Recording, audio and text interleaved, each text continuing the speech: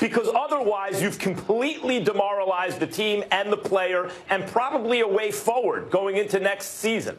It didn't work.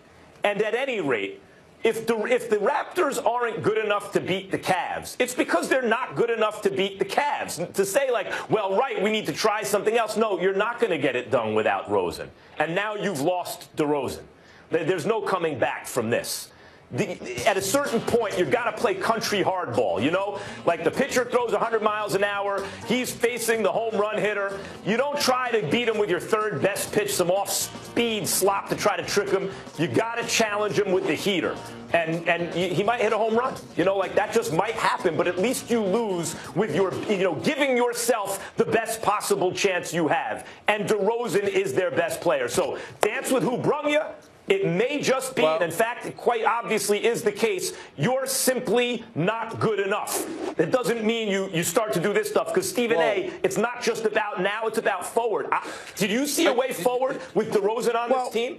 Well, let me answer the question, because you're asking a bunch of them without the baseball analogies, by the way. Here's the deal.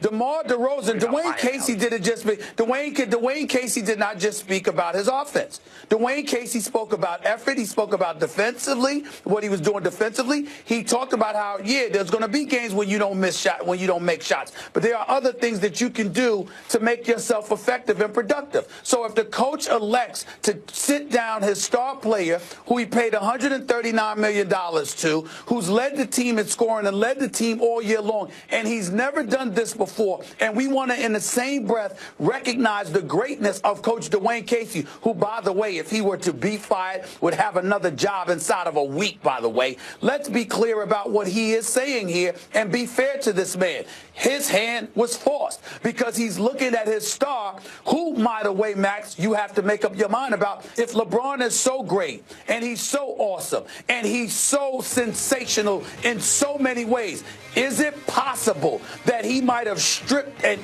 just snatched the heart out of the other star's chest and rendered him so helpless and so defeated that it's possible that Dwayne Casey might have been doing DeRozan a favor by taking him to the bench, because he might have been embarrassing himself by the manner in which he was playing on both ends of the floor. It is an occasion, and I would challenge both, and I'm not challenging, I don't mean challenge as in to say I'm refuting it, but our challenge in terms of asking the question to Jalen Rose, Chauncey Billups, and Paul Pierce: has there been a time where you have witnessed a particular star in a league get so thoroughly annihilated in so many facets that a coach actually did them a favor by coming to their rescue and putting them on a bench so they wouldn't subject themselves to more abuse? I think that's a good, well, it's not, I think it's a good question you're asking. Maybe he actually did DeRozan a favor. But then what we're really saying is Toronto simply can't beat Cleveland. And you and I have been, I picked Toronto. And I picked Toronto because I thought they were just a better, more well-oiled machine on both ends of the floor. But the issue with Toronto, if there was going to be one, was always, I mentioned it, they play so well all game, and then in critical moments they go too much ISO, and Lowry and DeRozan simply aren't good enough to get it done. They're good, but not good enough. And you and I have been debating in the past when you use the word special with DeRozan. I think DeRozan is an all-star, but I think that's all he is. He is the classic four-star player. If he had an outside shot, he'd be better. He doesn't, period. He does not have the ability to consistently make shots from the outside. It changes how effective he can be as a player. So does that factor into the psychology of it all? Is he a little easier to stop as a result? Yes. Stephen A., he's simply not when you made your pick. The best player on a championship team. It should have when you made your pick. You going around the corner with all of that. I came right at you before the series began, and I said, LeBron demoralizes these guys. Collectively, they fold against him, and it starts with DeRozan.